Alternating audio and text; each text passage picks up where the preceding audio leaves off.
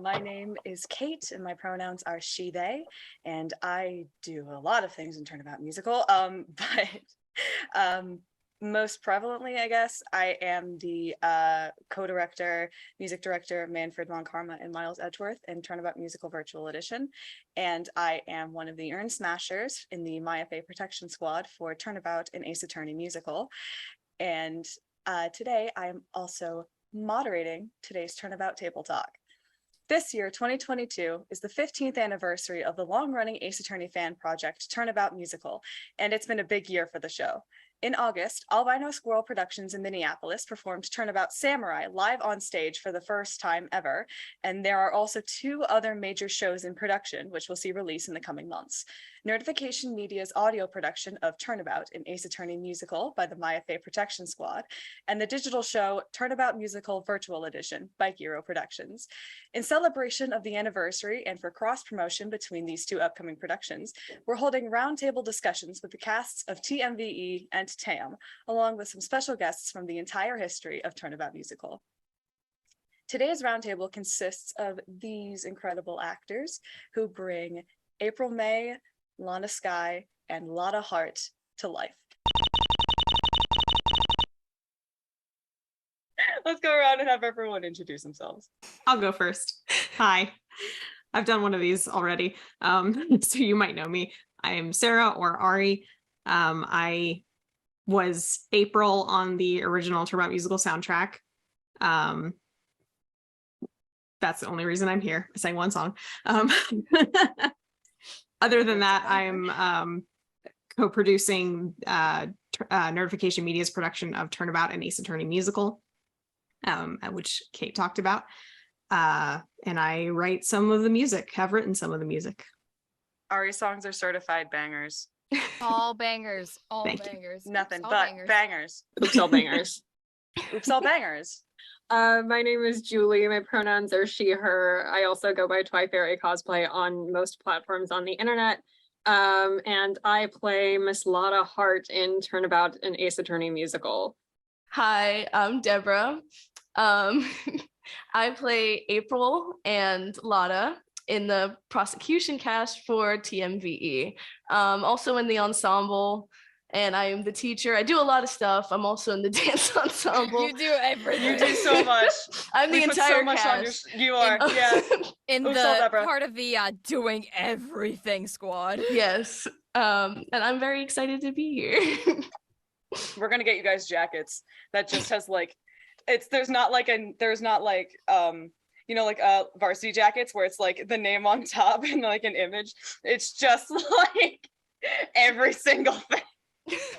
No, it just says we're tired, and that's it. We're tired. Stop casting us, please. we can't. Just because I said I wanted to play Phoenix Wright does not mean that I wanted his workload. Ooh. Just hire some very young attorneys to bully. That's fine. Be cryptic. I get to go last for once. Yay. Hello, my name is Archer. My pronouns are Zim or he, they. I am co-director, April May and Lotta Hart for Turnabout Musical Virtual Edition, and I am also in the child ensemble for TAAAM, for Turnabout and Ace Attorney Musical. All right. Now, we move on to the fun part. First question to get everyone warmed up. From Ari, actually. Hi. What's your history with Ace Attorney and or Turnabout Musical? Were you familiar with either before auditioning and being cast? Right. So I talked in more detail about this on the last one. I don't want to repeat myself too much for these questions. So, I mean, yes, I was familiar with both. I got into Ace Attorney kind of the year that I found, just before I found Turnabout Musical on the court records forums way back in January of 2008. And then, you know, it's been nonstop since then, pretty much. Let's see.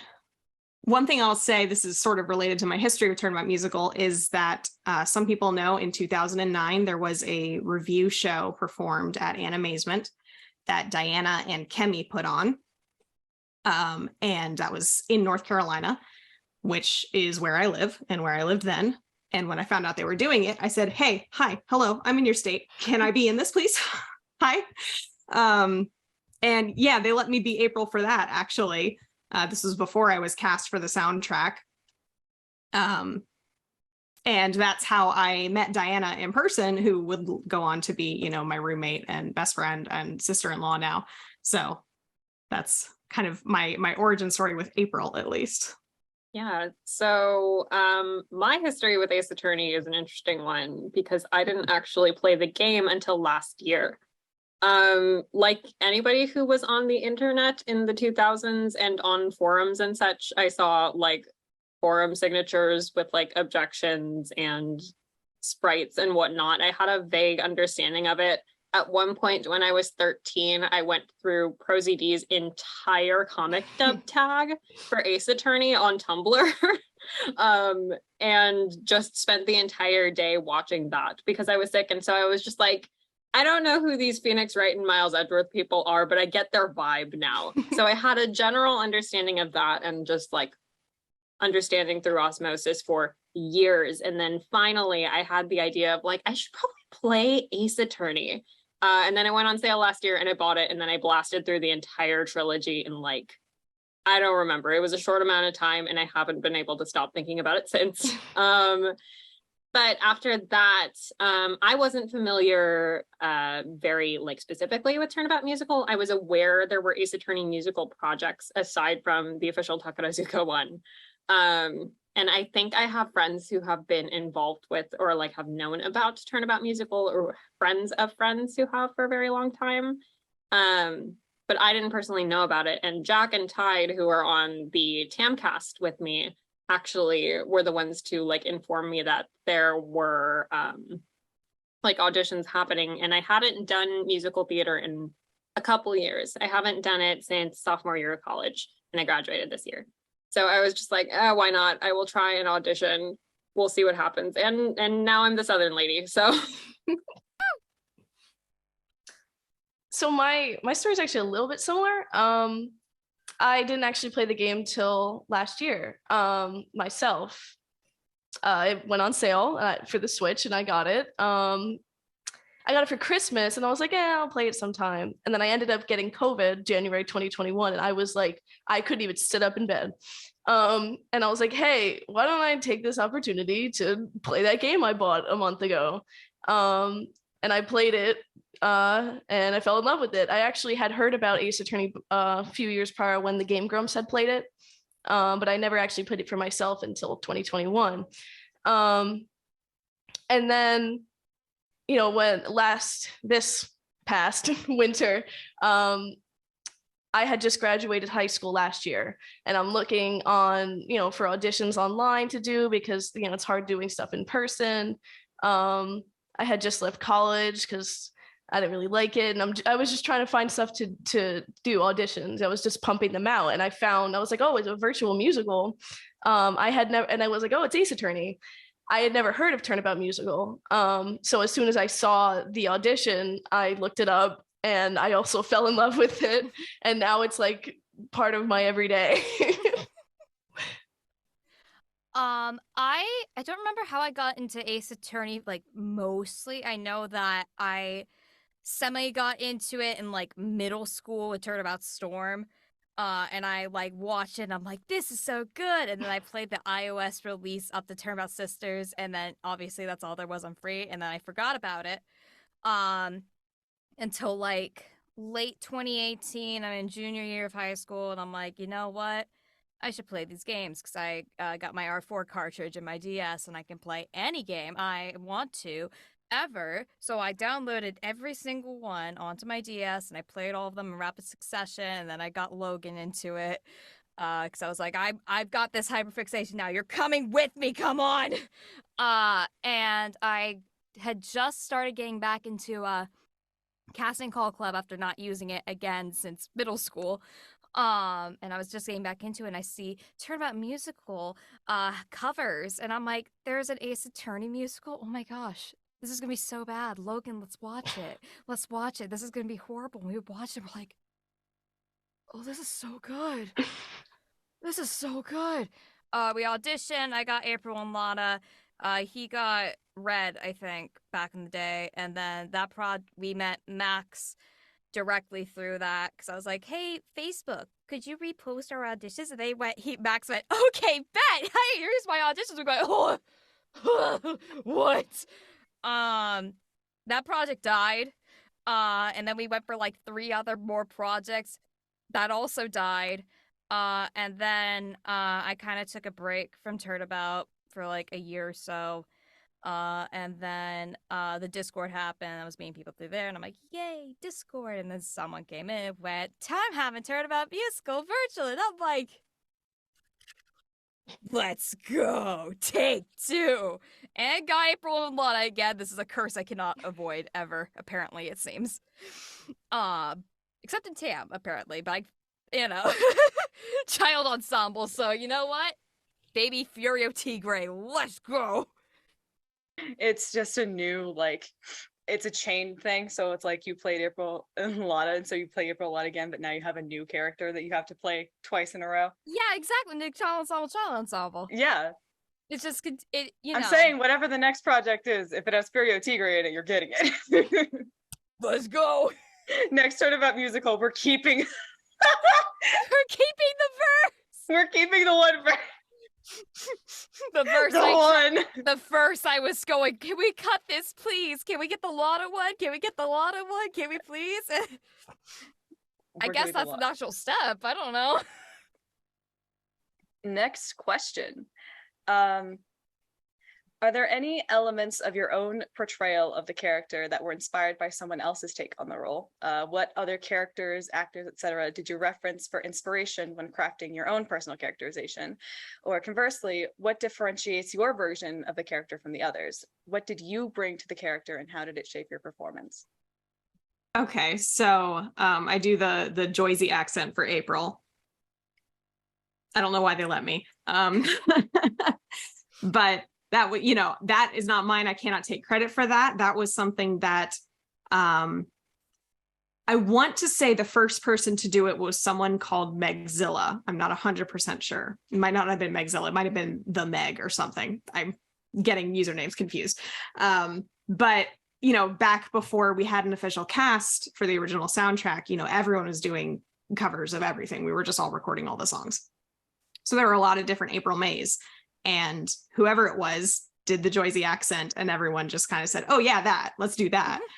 And so it became that. I remember turning in auditions with both, without the accent and with, and here we are. I guess it sort of probably was inspired by Harley Quinn or something like that.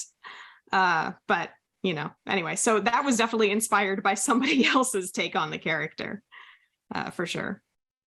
So I wasn't familiar with other people's Lotta before I came into the audition, and I purposely didn't listen to any other Lottas before my audition, I think. But the funniest thing after auditioning and everybody else's auditions came in was seeing how many people were imitating their grandmother, and I am one of those people, at least partially. It's not the exact same accent. My dad's side of the family is from Kentucky.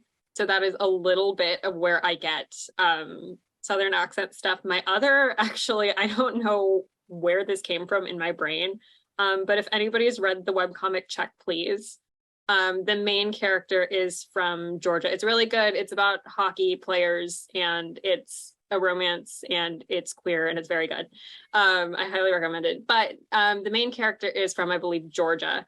And when I was first reading it, I read it with my friends over a Discord call, and we just assigned each other characters and did a dramatic reading of it for some reason. And I played the character's mom in it. And she had just this very thick, exaggerated Southern accent. And so I think that's just kind of where my Southern accent came from. I also spent the past year in a D&D campaign doing a different Southern accent. And that one was based 100% on Blanche Devereaux from Golden Girls. So slightly to the left of that, and then you find my Lotta. I had to really fight the Blanche Devereaux though. I love that Lotta just has like old lady energy. Yeah, exactly. Like I feel like she's always like shaking her fist. She's very old man yells at cloud to me. I Yes, think. yes. Yeah. She's Yeah. feisty. You're jerk. Like She comes out swinging with the bless your heart real quick. absolutely. Always ready to pick a fight. Oh, wait, that's my other one. I wasn't like too familiar with this accent because like I said, like Blanche Devereaux is a different one. My grandma's a different one. So I went on TikTok and I was like, I need to know how to say bless your heart in this accent. And I scrolled through it and I saw like some lady doing stand-up and I was like, this is what I need. And that got me through like the audition and I guess the entire production. Well, okay. So we're gonna start with April here. I heard well, I'm from Jersey, but the Jersey accent for April, and I was like, yes, this is what I want. And actually, my audition was very different from the way I do her now. It's gotten like more comical as time has gone on, and now it's more of like a Janice from Friends. That's kind of where I get my April from. My April has also, I was laughing when I first heard the question because my April, I feel what differentiates me is the sexuality of my April. There it is. There it is. Thanks to Kate. As most things on that topic probably are my fault. I have a very raunchy April. They do. It is completely my fault though. You pushed me. You gave me too much power. Was I wrong? You were not wrong. It's so much fun. It's very interesting, like listening back on my old audition, and it's like a completely different character now. And for Lotta, I actually didn't audition for Lotta because I didn't think I could do a Southern accent. And then I got casted for Lotta. Double cast. And then I was like, oh my God, what am I gonna do? Like, I've never done a Southern accent before. And then I just kind of like pulled something out of my ass. And I think it works. And I have a lot of fun with it. I don't know where it comes from, but I feel a lot like I hadn't heard any other Lottas before that. So it's just kind of like my own thing, maybe mildly offensive because I don't know if it's a real Southern accent. You just like went inside yourself and you were like, there she is. You listened. You listened to your heart, Deborah. I listened to my inner Sandy cheeks. Yeah, everyone has an old Southern lady deep down inside. Deep inside of them. I found her. She'll come to you in your time of need, but you have to be willing to seek her out. Yes, that's what happened. Yes. Obviously for April, back when I saw, Turnabout Musical, I'm like, oh my gosh, the accent. Yes. And so, I just kind of started doing it. And going for every project that was like, oh, we're doing Ace Attorney fan. I'm like, I did the Turnabout Musical accent. I cannot do it if you want, but I did it. And then they gasped me. I'm like, okay, I guess it worked. I guess it worked. But definitely listening to like 16-year-old Archer compared to now Archer, it definitely improved more so on the Lotta, because I listened to my old Lotta back when I was 16. I'm like, what was I doing? Like, I munched those words. I'm like, how did I make those noises with my mouth? How did I don't like it, no. So I think for April, just like generally going with the accent and, when I got on the precast train back with that whole mess, it was like, oh, you got you're gonna be removed. I'm like, okay, I guess I'm dyeing my hair pink, which I have not yet, but that's happening soon. But I'm only gonna dye my hair like a fuchsia, because that's what the color I would go for. And now I'm like, okay, well, let's make just fuchsia toned. Fuchsia tone. We're gonna take that light pink. We're going fuchsia. I guess adds to like more modernish. Which then I also went, Deborah, are you doing this? And everyone went, yeah. I'm like, hell yeah.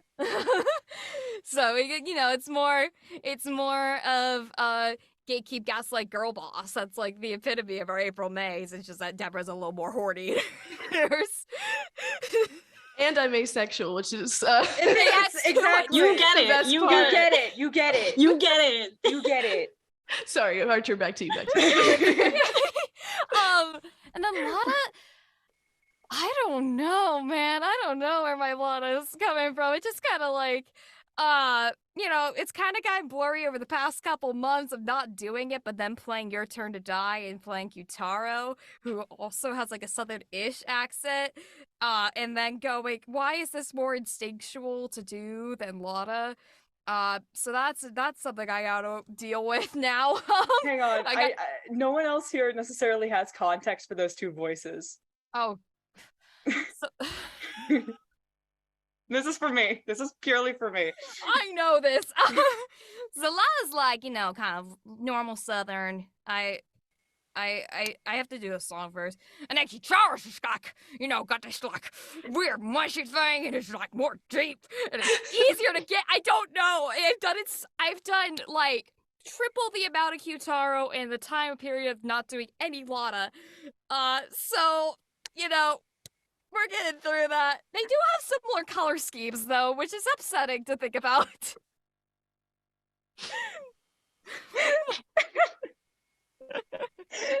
Nothing is funnier than hearing you do a lot of voice and then slip into guitar. Okay. It's deeply upsetting. Oh, God. Next question is from Wendy Alice. Is there any fun lore or backstory for your version of the character that we might not see in the show? Or I guess that we didn't see in the show. Arri, past tense. Yeah. No, I got nothing. I have absolutely nothing. I shouldn't be on this call. My April is like non-existent. Have you considered we love you? I mean, I'm happy to be here and listen to you guys tell stories because it's great. So yeah, I'll just pass it over to Julie. Oh, great. I also have nothing. Yet I can come up with something. I'm sure I've come up with like something stupid that's like a meme that's in our Discord somewhere. There's and I just definitely don't there has something to be in there. something. Yeah, I'm sure somewhere. there's something. I don't know what in this moment. There's so much though in this production that I am just like itching to tell my friends that I can't. That is so funny. Soon. I think I'm like sitting on that so hard that I just like haven't thought of anything else. But yeah, no, not yet that I can think of, but I can always come up with things. The only stuff I can think of is we did some like character study. Yes. And Kate was just asking me questions about like me as April, like what I thought of this character, what I thought of that character, what's my relationship with them. And I said I kind of picture like Red White as April's sugar daddy. Yes, I forgot about that. I forgot about that. That's how I play her. And for Lotta, for me it's very weird that she's like there at the end with everybody, and like she kind of like she follows everybody around and tries to like insert herself. Like the friend that you're like not really there to hang out with and you're trying to get rid of her, but she won't leave. Yeah. So that's how I see Lotta. Everyone's like, what's her name again? Like, who is this? Who are you? A minute. Who are you? Wait a minute. I don't think I have any, simply because I wasn't given the opportunity to like work on my April or Lotta with other people, because I was always assistant directing at the same time, so I didn't get the chance to like actually work on it with like a director position because I was the director. Yay. So I don't really have many. I also don't think I got to do any chemistry sessions with Lotta specifically. I did one for April, but I don't think I didn't get to do anything. It's never too late. It's never too late. Eyes emoji. Eyes emoji. Eyes emoji at both of you. But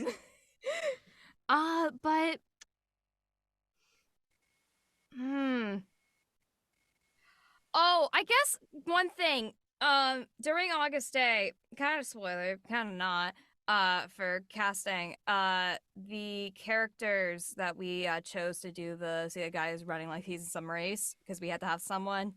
I don't know why this was our choice, but we chose Lotta to do the first part, talking to Lotta, and we're like, and it was kind of a panic decision. It wasn't really well thought through, but then previous management didn't want to recast it, and I went, okay, oh well. So Marta went to talking to me, and we're like, what? Why would they be talking? I'm like, I don't know. Maybe you're like lesbian drama. You're gossiping about because this is your ex's protege. Maybe you've heard stories about, like, you know, what he did in court, cough, cough, eating a glass bottle. Maybe you've heard just the regaled tales of it, and then, like, you know, I'm taking photos with my camera. I'll get back to that. I need to write a note that. I'm taking photos of my camera, and he's just like, oh, what are you taking photos of? And I'm like, I don't know, there's a squirrel. Squirrel right there, I don't know. There's no bino squirrel in the pie. But yeah, that's the main thing. It's like Mario and I were like in DMs going, what's the lore here? How do we make this make more sense? And I'm like, I don't know, lesbian drama. Like, I used to work with his mentor. Did you know that? Oh, do go on, sweetheart. Our next question is for our Aprils in the room. And I don't have a record of who asked this question, but it's a question that I would like to know your answer to. Someone found it on the doc. Why do you think April May is working with Red White to kill Mia? I mean, cash money, right? Like, it's her job. She's getting that sweet money. She's got to go buy bags or something. I don't know. Like, I think she's very mercenary. I don't really think she has a moral code here. I mean, I feel like I answered this question. I have the same answer. Like, it's the sugar daddy thing. She doesn't care about Mia and Red and their drama. She wants to get paid. Yeah, that's it. So I did, this was like stuff I did. Do I have a note on it? Maybe, because I'm trying to remember how I worded it. Oh, so basically it was basically, you know, me taking a note of how Marta's Red works, which is I am going to be so obnoxious you won't want to look into me more. And using that to just like manipulate. And that's not the same as how April works, but April works in a look, boobs, look, boobs, look, I'm hot, look, to try and distract people from the truth. And I'm assuming that Red saw that and went, we can work with that. We can work with that. This is the bare shoulder your teachers warned you about. Exactly. But it's, you know, I feel like one thing that always sticks with me is in the games, if you talk to April in the detention center, and you're like, could you tell me more about Red? She goes, I'm scared. I don't want to end up like her. That always sticks with me. Because I feel like, because it's such a short thing, she doesn't have a changing sprite for it. She's just, I'm scared. I don't want to die. I'm in danger. But it's always stuck with me because, like, you know, I feel like it probably was, you know, fun and games like, haha, I get to be slutty and fun and have fun and get bag. But then she had to watch someone get killed by him and then have to cover for it and watch it happen and know that he's powerful, has the power to do that. And she's like, this is fine. And then everything in court doesn't go her way, and she's like, I'm gonna get killed. I'm gonna get fucking killed. I'm gonna die. This is how I die. So, you know, that's, I feel like a lot of it is just like they have the same manipulation tactic, and Red went, we can work with that. And just like it, when Mia dies, that's like I'm kind of stuck here now. I don't know how to get out of this in a way that isn't death. I'm kind of stuck. But I'll try to have fun while I'm here.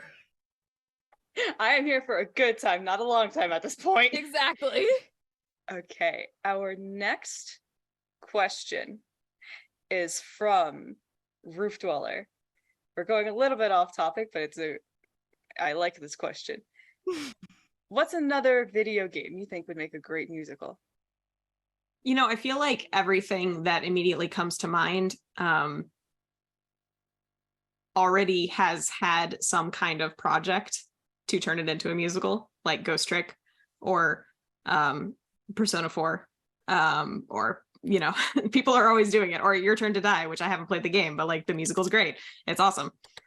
So I never have a good answer, but I feel like most visual novels would be like a good place to start, anything that's narrative based.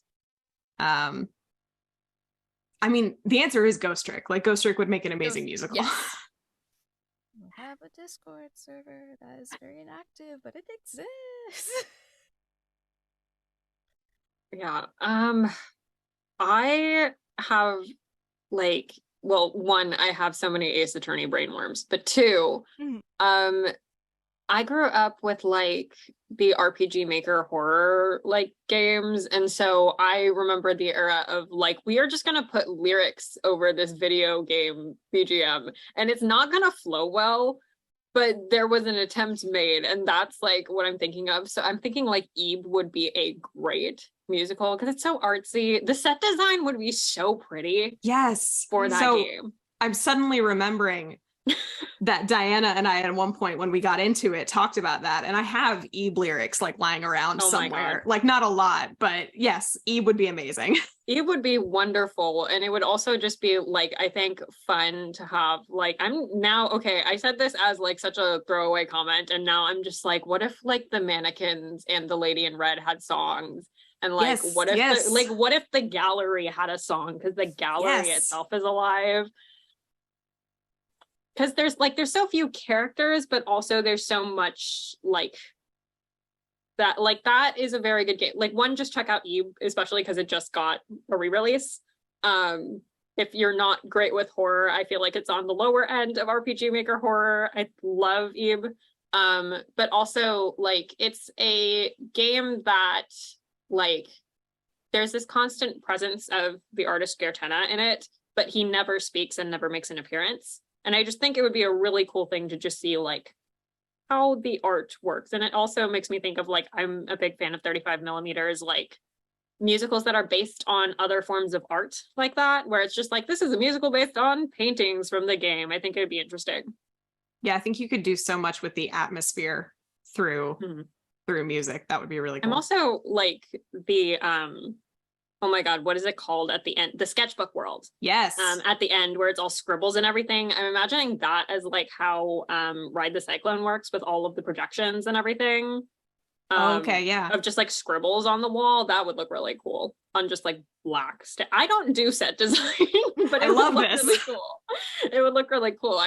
Trust me, I know things. Oh, how am I gonna follow that? Like, what? Wow, because that's got me excited. Like, oh my god, I was so into. This is not the question. I was so into like the Witch's House, Corpse Party, like, my childhood. I would absolutely love an Eve musical. I don't have anything creative. Like, the only thing that really comes to mind is like Undertale, and you know, like everyone's done that to death already. But the music is so nice, and yeah, I don't have anything. That was really good. Like, I have an agenda to spread. Spread the word, my love. Gee, Archer, what could you possibly be talking about? Oh my gosh, oh no! It's not like Archer's been spreading this agenda for the It's not like Archer's been ruining my life for the past 2 months, intentionally. There is a musical version of Your Turn to Die made by Witchy Frost that is in progress right now, and it's very good. It's in the same format of Turnabout Musical, in which original music and lyrics. And it's really good. I have brain worms. I've been giving everyone else the brain worms, and it's been working. So if I could give more people brain worms, take them. It's very good. Just like Kate, just interesting. I will say, not to back up Archer on their brainworm infestation. If you like when it releases, or from what you have heard or whatever, if you like the TAAAM music and the way that it functions, you will like how Witchy Frost makes music. Yes. I have said this before, I will say it again. I'm looking Arri directly in the eye while saying that. Like we have similar taste, I think. Mm-hmm. Witchy Frost and I. Yes, and you build things the same way, and it makes my brain go very burr. Mm-hmm. And considering what we have said multiple times about the fact that Arri songs do nothing but bangers, there seems to be a pattern here. Mm-hmm. Point is, we're not here to talk about Your Turn to Die, Death Game by Musical. Unfortunately, we're here to talk about Ace Attorney. And although I'm always up for talking Your Turn to Die. Yeah, we know we will be here for way too long. We will, yeah. Archer and I that is another time. New podcast, don't worry about it. Next question. It's called Twitch streams. It's called Twitch streams. It is. Next question. At the risk of being cliche, if you were not playing your current role, who would you want to play? I stand by what I said last time. I want to play Lotta. I want to be Southern Lady. I want to do it. So I actually, interestingly, and this is a really funny fact about my Ace Attorney journey, is that I didn't like Lotta in the game. No, she's terrible. Yeah, no, she sucks. Which is why it's fun. But she's very not the type of character I would go for, because I'm not really an actor. I'm a cosplayer primarily. And I don't really have a typecast, but I do have a type of character that I go for, and that is Lana Skye. The scary lady who is in the background, looming over everything, that is me. Oh, wait, I have another answer to this, and it's Von Karma. I want to play Von Karma. Absolutely. So yeah, just the scary villain character who's over in the background looming over everything, that is absolutely what I want to do. Lotta was a very funny thing to end up getting for me. Oh my god, I would love to be a villain. I actually auditioned for Von Karma and Red. I do love my villains. But actually, my answer would actually be Phoenix. I would love to be Phoenix, and honestly, I find myself singing songs that he's in. Well, he's in everyone, his parts the most when I'm singing Turnabout songs. I don't know. I feel like it would be fun. I feel like I could be a good Phoenix, maybe, perhaps. You should record some covers. Oh God, the pressure. Maybe we'll see. Absolutely I've never been a main character before.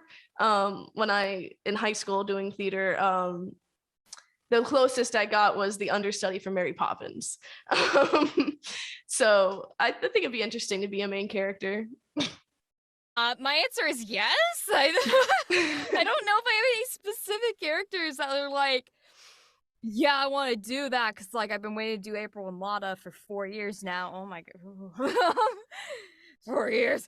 I've been waiting to do them for 4 years. It's just kind of Maya would be fun. Maya would be fun. If I had the opportunity to play any character, I would just be happy. I want them all. I want them all. I do not mind which ones. Any of them, any and all of them would be fun. Valid. Heck yeah. Our next question. Again, I wish I had a name. for who submitted this. Our current casts may have to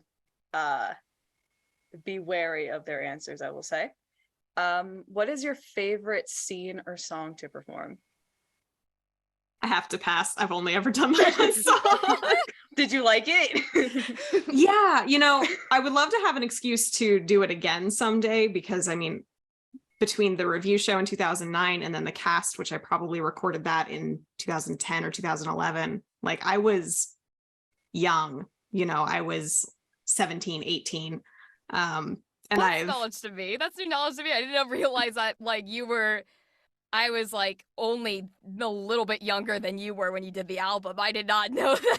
Yeah, I mean, I was 16 when I found Turnabout Musical. Okay, I did not know that we were different years, same age. Same age, yeah. It's a great time to get into something. Great age. But what was I saying? Oh gosh, it's all gone. You were 17. You wanted to redo. Oh yeah, just to like. I have more confidence now. I'm a better singer now, I'm pretty sure, and actor. So it would be fun to have a chance to do it again and lean more into the character, especially the live performance that I did. I have horrible stage fright, and it was, you know, really bad then. So it would be nice to do it again when my stage fright is slightly more under control. I think that would be a lot of fun, which is not what you really asked, but it's what I've said. So here I am. No, yeah. Have you considered joining Deborah in the Just Do It? Just do it. Just do it. Who can stop you? Maybe I will. Bet. Yeah, I mean, my favorite moment has to be like all of Lotta things, but also very specifically, when she sings the word killer, it's like something in that word unlocks a part of my brain and a part of my accent that just like, I'm like, yeah, that's Lotta in that one, like 2-syllable word. That's her. That, and then there's a joke that I'm not allowed to say yet. I'm pretty sure that is like, yeah, it's a good joke. It's a great joke even. But I need to stop anyway. Yeah, it is between that. Oh, that one. I forgot the one you were talking about. I'm like, what? Yeah, no, it's a very good joke. It is a very good joke. Lotta has many bangers in the script. I couldn't remember. I have a lot of things that I'm like, my God, I am allowed to say this to this character. Yeah, there's a lot of things that there's a lot of things that I get to say to Von Karma and to Edgeworth that I think are funny. There's a lot of things I get to say to Phoenix that are funny. Yeah. I'm not allowed to say anything. I'm pretty sure a lot of it is changes. I see the taser. I hear the tasers. I know. It's sitting over in the box. I can. Oh no! No, not the box. I cannot wait until those come out so that I can start talking about them and be like, oh my God, I meant that the entire time. The weird line I've been like, oh, hey, there is one specific joke that like I keep very ominously to my friend group because it is like a very common joke that my friend group references. I'll like go up to them and be like, I have a thing that I say in the script. I can't tell you what it is, but you're gonna find it really funny, I promise. Yeah. I think performance wise, you know, April in general, like just her whole section doing that is very fun. Just the movements and trying to figure out what to do as I'm saying certain things. You know, stuff that's not in the script, you know, again, the raunchy aspect, that's what I'm talking about. I'm talking about the boobs. But like finding different ways to manipulate Phoenix with my body. And making like connecting them to certain lines has been fun. Singing wise, a lot of things is really fun mostly because I get to actually like, I'm doing an accent, but I get to sing more like myself. singing as April is a little difficult. And the ending of a lot of things always just hits. That last note just hits. It makes me just the serotonin. But ensemble wise, it's actually surprisingly Tomorrow at Last is very fun for me to sing. It's in my range, it's like it sits very nicely in my range. I feel powerful. That's my favorite ensemble song to sing. I definitely, same as Deborah. April May, yes, so fun. My favorite ensemble thing that I can't say. I can't say what it is. But Lotta. What's my favorite Lotta? This is funny. It's tricky because Lotta's I have not done much Lotta recently, so it's like a vague, distant Lotta in the memory bank. I don't know how to phrase the joke to get there. Take your time. No, it's not gonna. No, keep going. If you figure it out, tell me that because I want to know. Yeah, I don't know. I haven't done Lotta in so long. Like April 6th with me, just because April's just like ingrained into my bones. After doing it so much for 4 years, it's just second. It's just second nature. It's like this is but Lotta, I don't know because I haven't done Lotta in so long. I guess I kind of go. I can't tie it into the ensemble thing because it's not connected. But I can't mention it anyways. It took me way too long to figure out what you were talking about. Well, there are two. Oh my god, yeah. I'm so curious. I only thought of the first one. I forgot about the other one. Yeah. I was gonna try and make you said Lotta was like a distant memory to you, and I was like trying to think how I could make a Fresh Lemons joke out of that, and it like wasn't coming. I thought you were gonna make a TAAAM joke and one lingering Lotta. No, I couldn't get there fast enough. It's a terrifying sentence. Lingering Lotta. Just like There's in the a corner. Lotta in I'm just like, okay, and I at the same time on my end, just immediately. Yeah, It's the brain it's cell. Lotta trying to figure out how to fit in the friend group. it's that it's those accounts that are like, we photoshopped Lotta Hart into this Ace Attorney screen cap. Yes. Find her. Next question. What is your favorite Turnabout meme or inside joke? Oh. I did say What Lawn last time, which I might stand by because it's just a classic. I do love What Lawn. What lawn? Building off of What Lawn, last week's bulletproof grass. Bulletproof grass got me. The sheer amount of wine glasses that one person can break. Scent of Fresh Lemons always gets me. I can't say the one that I want to reference that I also mentioned for my Lotta lines.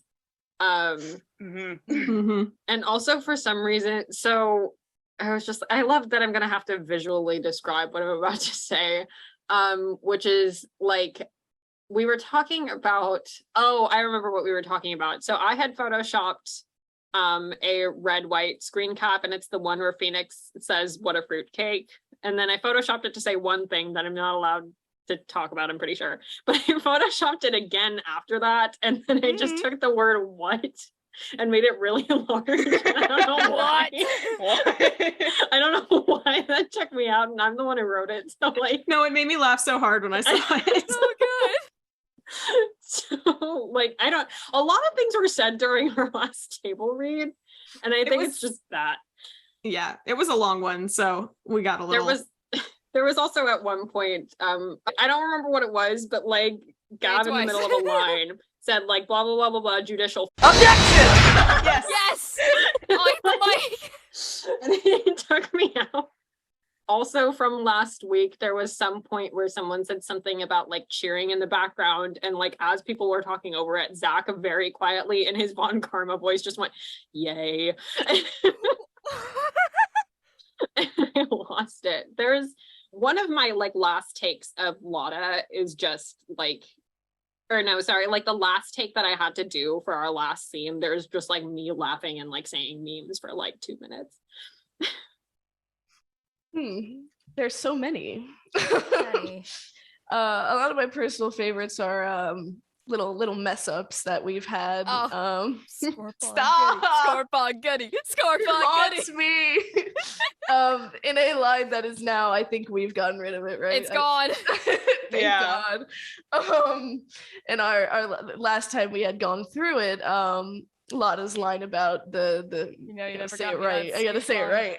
The scoop on Gordy. I ended up saying the scorp on Goody, and Kate and Archer won't let me forget it.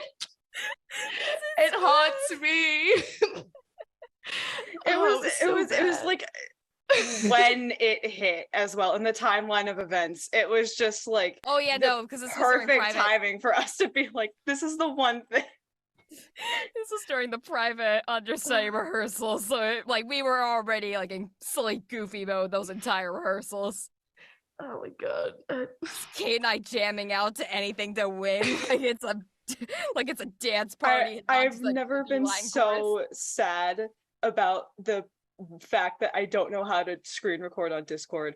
I would have wanted to no, if it was preserved, I would cry. Oh my God. I mean, I know I think there's a screenshot of us just synchronizing our dabs during it.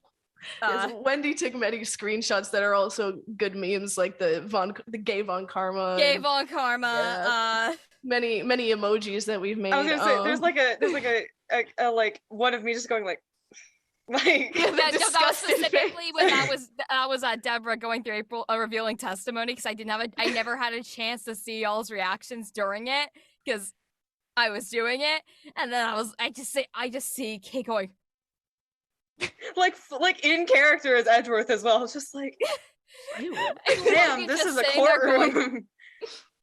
Another favorite mess up was the lovely Rice saying you need more diet in your iron. Very first rehearsal. Very first rehearsal. We haven't let her forget that either. No.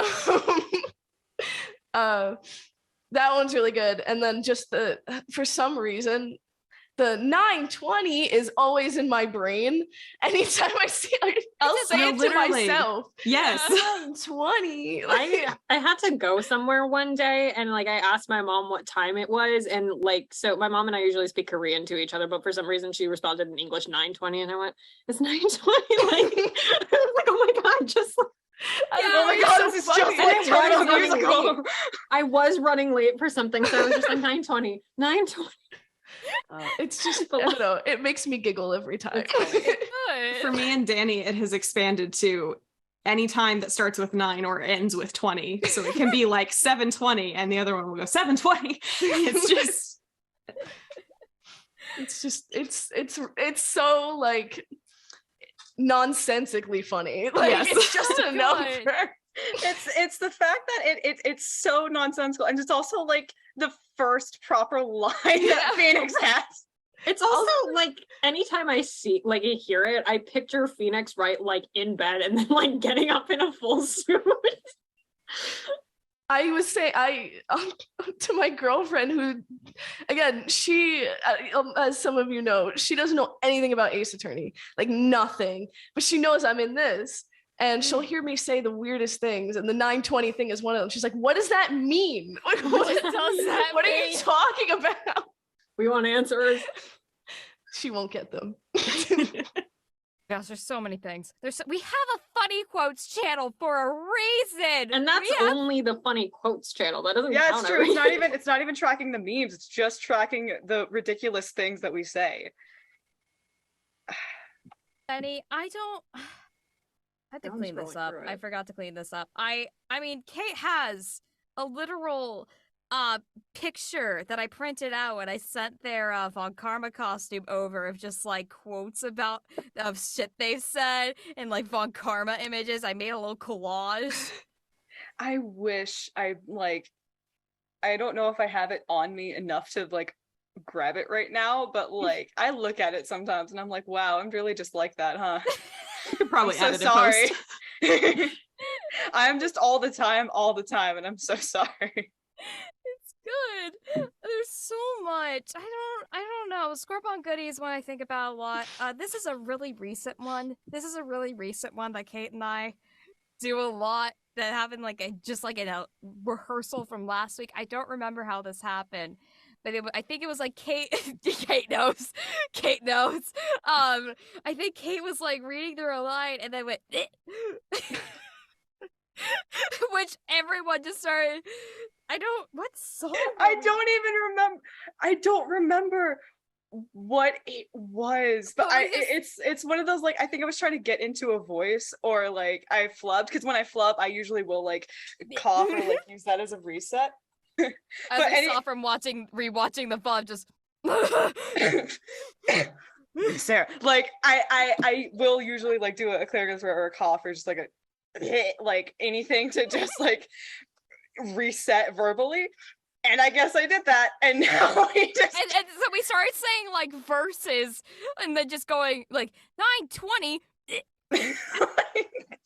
It's just inserting it in. Now Kate and I just like we'll be having our like weekly binge listen of Your Turn to Die. We'll just keep going. Nothing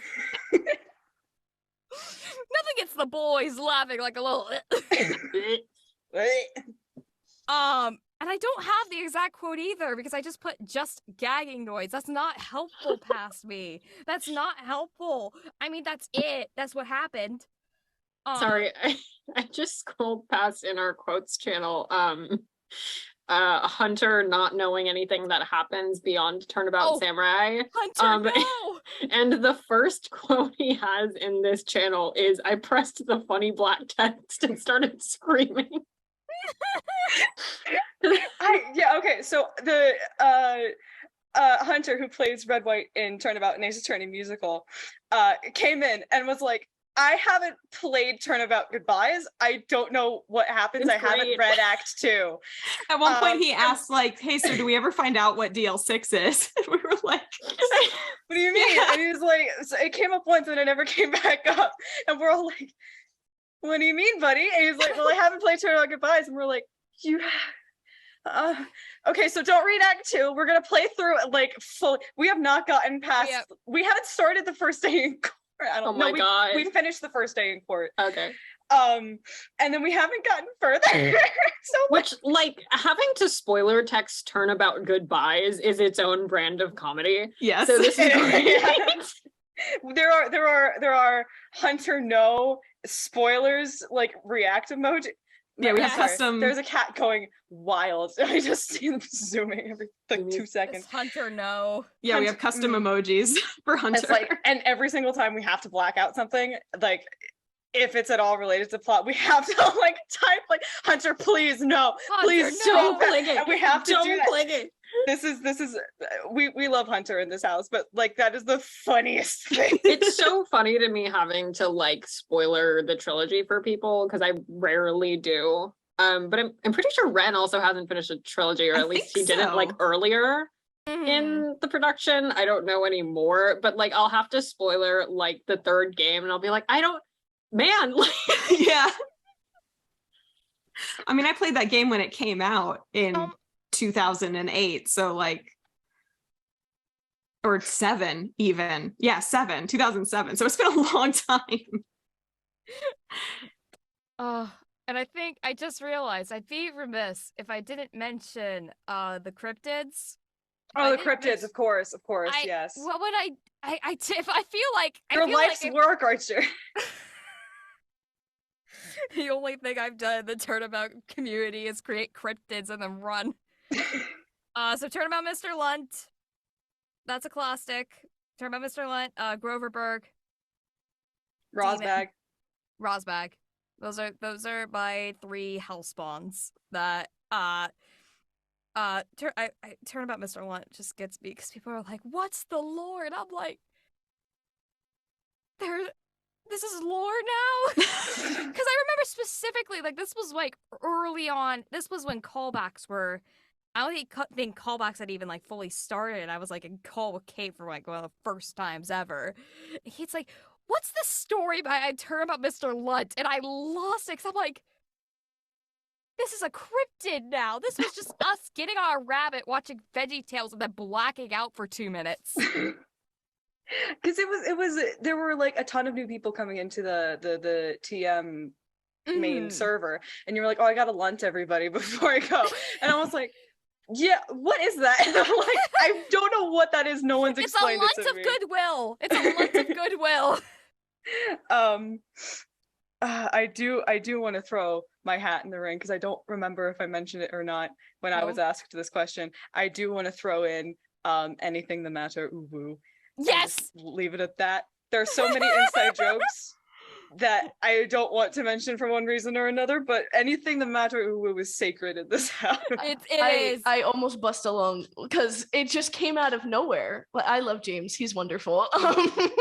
James is great. James, there was no warning. He just said that. We didn't know. That was the same rehearsal as the Anything to Win. Like, Kate and I, the silly vibes were off the charts. I was filling in for Polly, and I was doing uwu Polly for some reason because I was like, I don't want to do a parrot voice.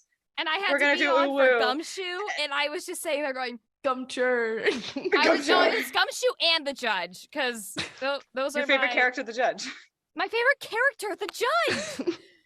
That's also sort of a meme. That's true, yeah. It devolved, because it's that anytime Broadway band did good non-show, I get to do my favorite character, the judge. And then I got called back, and I'm like, wait, I get a call back for my favorite character, the judge. I think everyone in the cast like echoed that, like they saw it. They're like, it's their favorite character. It's half of it was like the personally, it was the 1-2 hit of me already being in a silly mood and doing 12:28 ooh, and then 2 seconds later, without missing a beat, just or whatever, or not, just the like, worthless sex, and then without missing a beat, in the Von Karma voice, which I cannot replicate, James just goes like, anything the matter, woo, and I lost it for like everyone 2 minutes straight. I had to say the next line. You could see Robin in Rice just going, what do we do, Nick? No one was Coach prepared. The parrot. I did this to myself. Oh, goodness. All right. Next question.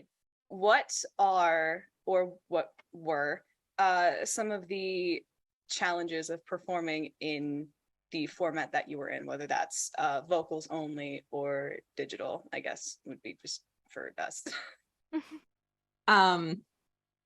I mean, it's not as big of a deal for April, but obviously doing audio only, like for the soundtrack, is very different than performing live with other people.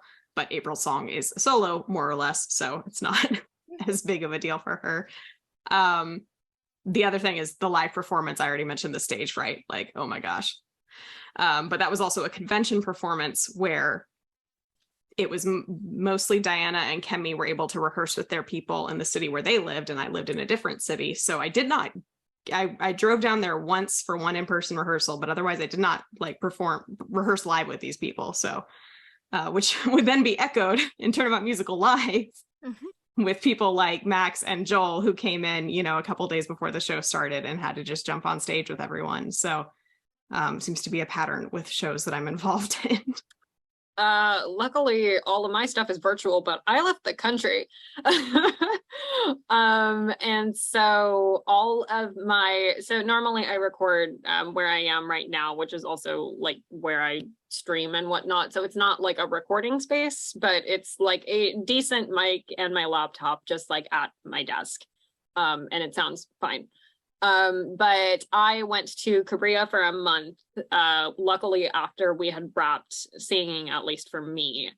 And I had to record all of my Act 1 lines on a balcony that has like 2 like sliding doors that I had to like close and then like sit on the floor, which this balcony was also like functionally the laundry room. Like there's a washing machine next to it. So occasionally there are just like pipe noises. It was so echoey, so I had to like blanket fort myself to like muffle some of the sound. I didn't have any outlets, so I had to make sure that like everything was all charged before I went in, which is not great considering I had to be running a Discord call and Adobe Audition at the same time. So yeah, it was not ideal. I could not have done Act 2 like that. Thankfully, I was back before we had to do that. Or I would have had to like rent out a space or something.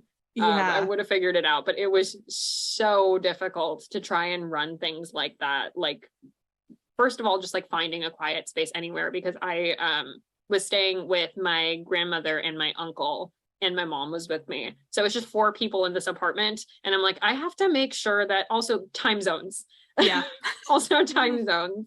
Because I think most people are in EST in our production. I think we have a majority, but we are pretty scattered.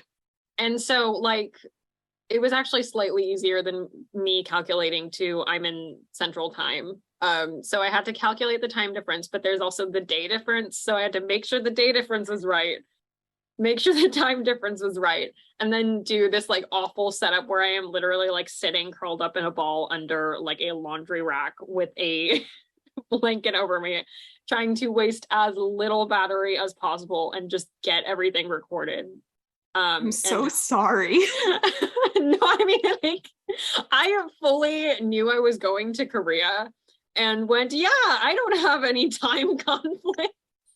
So it's kind of on me. No, I did, like, in all seriousness, I did have plans to, if it wasn't a feasible setup, I would have like gone out to find like a space somewhere. There's actually like, there happened to be a music studio near me for like kids practicing piano and whatnot. So I probably could have figured it out, but like, it was a like specific circle of purgatory, I think. Well, we appreciate you so much. Well, I didn't have anything like that. My God. Props to you for getting that done. This was my first time really doing theater or any singing in general virtually. I did theater in high school and when I was in college for a short time, and I sing at different venues like live. I'm not very good with computers. I don't have the best setup. I'm in my basement right now. This is not my equipment, but I use it. So I had to really figure out like how I was going to make things sound decent and look decent. And that's gotten better over time since my auditions. Oh my God. The mic I was using for my auditions was not this mic. This is a much better mic. And they sound atrocious. Oh, I can't even listen to them. I think it was just the technology thing that was the biggest problem, mostly because I just had not minimal experience with it. And I'm used to being in person and doing these kind of things. Yeah. What can I say? All signs point to Discord latency in rehearsals. Yeah, not much to say. I really wish I had that recording of the first Who Killed Gregory Edgeworth in the Discord in the first initial run through. I really wish I had a recording of that, because I have the memories. And that's all I can go We'll off always of. have Dancing Spider-Man over Yeah. hell is what it was. It was hell. And I just see you like breaking, you're like, don't look at the camera, and I see you just because I was like, oh, I see Kate breaking, I gotta keep doing this.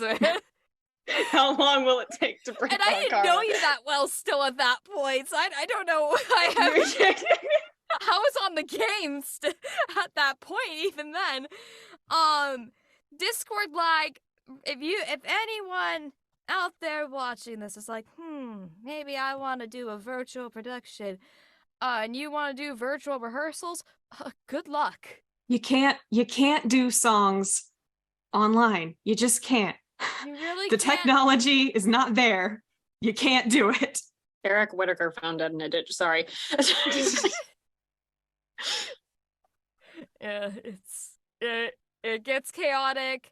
Sometimes I'm like, you know what? I gotta listen to the music side of it too, because usually what I do, my trick is just muting everyone and just focusing on Pancake, which was our music bot. It kind of still is. Music bots don't do YouTube anymore. Rest in peace. But I would just mute everyone and just have the music, and then sometimes I'm like, you know what? Let me have a hybrid experience. I left everyone unmuted, or I forgot to unmute them, and I'm like, oh no, this is a lot. Plus the addition of doing it in my living room with bright ring light going at me with Bluetooth earbuds that for most of the rehearsals didn't have a hook, so I'm like holding them there. I scotch taped them to my ear because I'm like, I gotta stay on somehow. But yeah, Discord rehearsing is an experience, but it's an experience. It's an experience we have now. Mm-hmm. Was it a necessary one? I'll let you be the judge of that. This was a submission I believe we got from TikTok. What's it like being a part of something this cool? It's honestly really inspiring. I mean, it's very like pinch me, I'm dreaming sometimes. The fact that it has lasted this long and brought in so many new people over the years.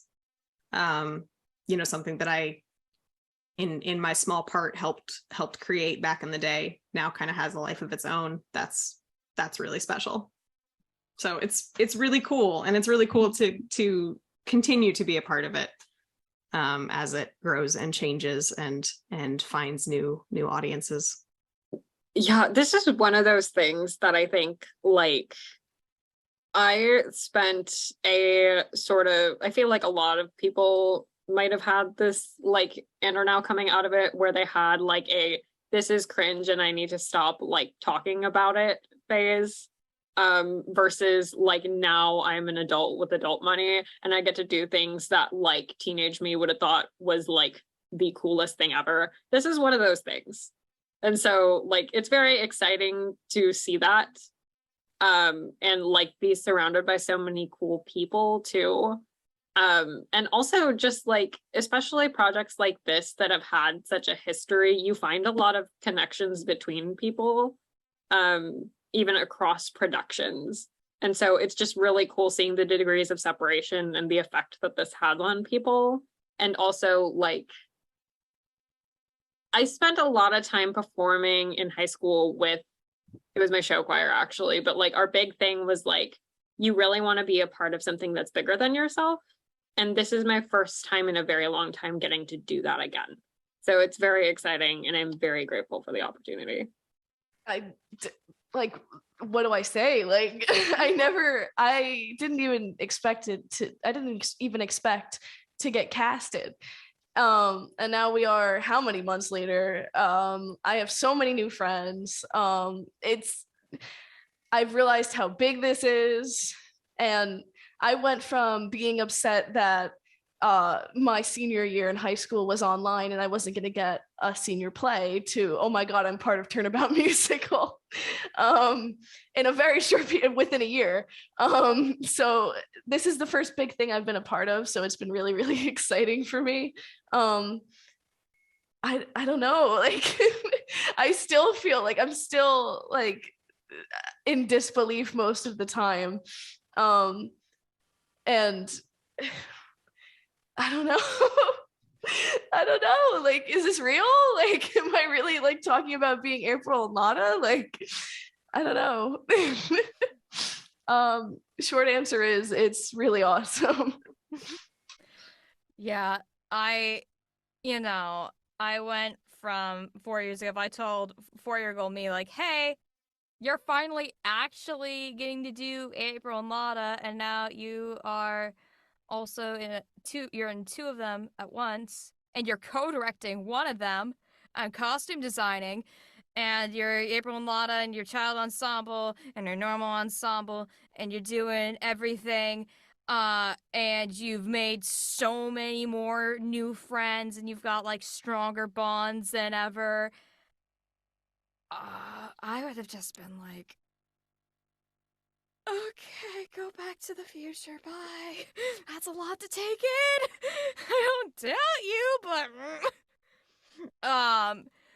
it's so impactful because Turnabout Musical, I've said it like a million times, and I will continue to say it. It's a thing that completely and totally brings people together over and over again throughout history. Like, throughout its history, it's just brought people together. It's gotten people married. It's gotten people kids. It's gotten people like, it's creates deep bonds. There's something about it that just creates these strong bonds that just like stick with you. Like, if you're ever in Turnabout Musical, you're in it for life. You will always have a bit of Turnabout Musical with you. And, I think it's really cool that, like, finally it's Turnabout Musical virtual curse gets to go down to the ground. And, I also get to be one of the forefronters at that and kicking it down to the ground. It's really crazy to think about, of just, just all of it. It's so cool. And yeah, and I just getting to see, first non-binary Von Karma kicking ass. All first non-binary Phoenix, and then other cast getting 2 trans Phoenixes at the same time. Getting 2 of them. Getting to see all this like diverse change introduced into it, and all these like, new interpretations.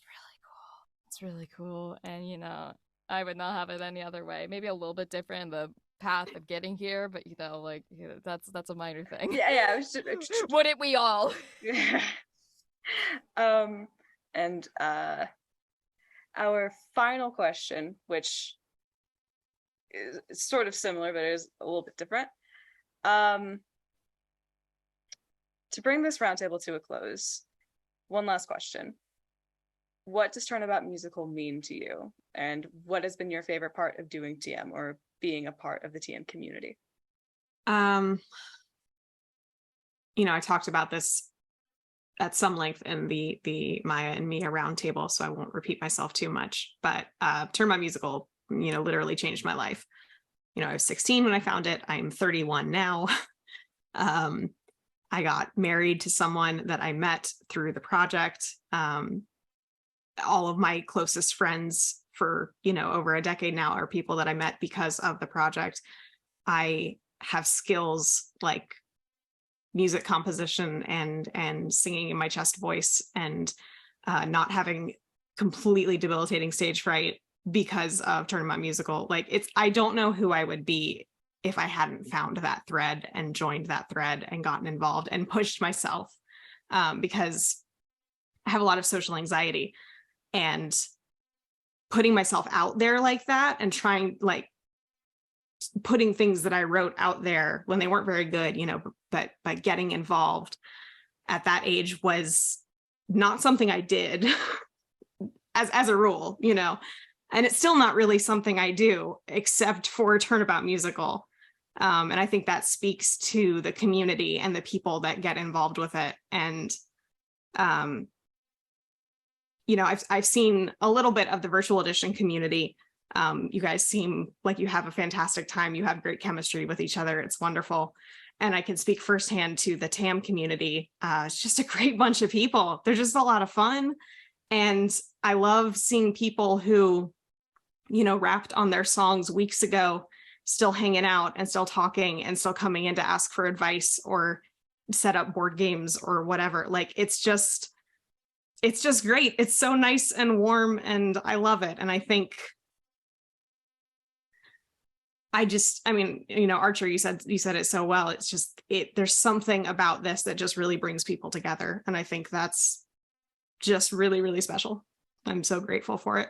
Yeah, like I think I'm probably gonna go back and like say the same things that I said earlier, but like because it's such a like community, even just like within just the TAAAM cast like Discord, or just within like a few people who like know about it in like a given moment, it's such a cool environment to get to just like, for me at least, just try things and just like have fun doing things. I've never been part of like a performance that hasn't been very like, not like rigid, but like I'm very used to doing musical theater in like a school setting. So there's specific things you can and you can't do. Or like there's like specific ways that you're going to have to like, how do I want to say that? There's going to be like specific ways that you're going to have to like work around, I don't know, like a script change, or work around like a direction or something, because time, resources, whatever. But like, especially for TAAAM, like a lot of stuff that we've wanted to do is just like, I want to do this thing. What if we all just get together and try it? And it's like a very cool environment to get to like be a part of that and get to sort of,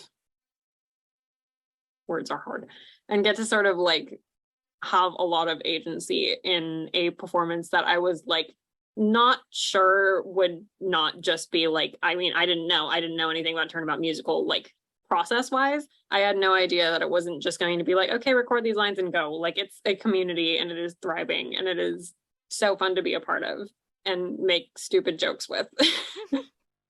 All right. I mean, like I said before, I had never even done a Southern accent before I did, before I was Lotta. I didn't even audition for Lotta, but here I am, and I get to do a character that I never would have gone for, that I never thought I could do. And I think, I mean, she's one of my favorites to do. I get to pretty much do my own thing with April and craft my own character, which is not something I've been able to do before, not working on my own. I've met so many friends, so many nice people from all over the world. I mean, I'm going to shout out Marta, because she has been, just the other day, I had a live show here where I am just singing in a restaurant, and she's DMing me, she's hyping me up, she's saying I have so much talent, and I just, like, I don't have many friends. And to know that somebody from so far away is so nice and so supportive, it's just been so amazing. Everybody's been like that. I don't want to be like just Marta. That just happened Marta. Friday. So everybody's been so nice. It's given me a lot of confidence to hear so many people say so many nice things about me. I'm not a very confident person. I just started like coming out of my shell maybe 3 years ago. And I used to cry every time after I sang because I would get so overwhelmed. And I just feel like I've grown so much, like professionally and personally, from doing this since the winter. I don't know, like, I don't know, like, it's just, it means a lot to me. It really does, the whole community, and I'm staying. I'm not going anywhere. They got me. We got them, boys. We got them. I mean, I said a lot, just like, you know, I'm now running a repertory theater with one of my closest friends. Like,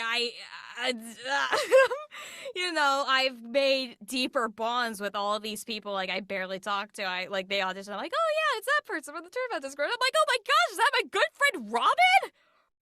You know, it's like all these people that, like, you know, I would see in the Discord. They'd just be like, oh yeah, they're in the Discord. They're cool. It's like, yeah, let's go. You know, we have like game nights all the time, and we, like, you know, get to see everyone talking in the TAAAM Discord, which I don't get to talk to super often because I'm so busy with TMVE and everything else. But I'm just like looking, I'm like, they're having fun, and then go back into the shadows. Baby Furio Tigre shadow. But just seeing, our cast just like, bond and getting to like smile together and seeing how like unified, through all the hardships, especially seeing like, during the deep of it, just seeing everyone just come into a solid just wall of we're together, we got this, we're not going anywhere, and no one did. We got everyone, and seeing us just, it brings people together, it creates bonds, it strengthens bonds, it's so cool. It's so great. We got people getting to meet up with each other at the Fringe Festival and getting to watch Turnabout together. Because I was there. But it's just, these bonds are so strong. We're just like, hanging in calls like hours after rehearsal, just, joking around. It's not even just UK, it's just everyone. It's just like, just hanging with people like hours after rehearsal just to hang around because, we're a family. Turnabout creates like families, literally and metaphorically. It's such a strong community, and it gives you experience with these characters and with these songs like Hugo Gregory Edrup. Oh my gosh, Arri popped off with Hugo Gregory Edrup, but oh my gosh. But just, it gives so much, and it's full on changed my life. I do not know where I would be if I didn't just stumble around on that, if I didn't find that call 4 years ago and went and watched it with Logan. I don't know where I would be right now, because that literally changed so much of my life in like however long, 3 hours, something like that. 3.5. It changed my life in 3.5 hours, and then continued to do so after that. I do not know where I would be without it. It's insane. Thank you all so much for your time and insights today, and for sharing your passion and talents in being part of Turnabout Musical. For everyone watching this later, don't forget to follow all the relevant social media. There's a Turnabout Musical link tree with links to Turnabout Musical's official Facebook, Twitter, TikTok, and Discord, as well as links to the already available productions and the TAAAM YouTube channel. You can find Gero Productions on their website, geroproductions.card.co, which includes links to their Twitter and Instagram and TikTok. You can also find Nerdification Media, which produced TM Live and is producing the debut audio production of TAAAM, at nerdification.media, which also has links to their Patreon, Twitter, and YouTube. And of course, keep an eye out for the release of Turnabout and Ace Attorney Musical this November, and Turnabout Musical Virtual Edition in the coming months. Bye-bye! Bye, y'all!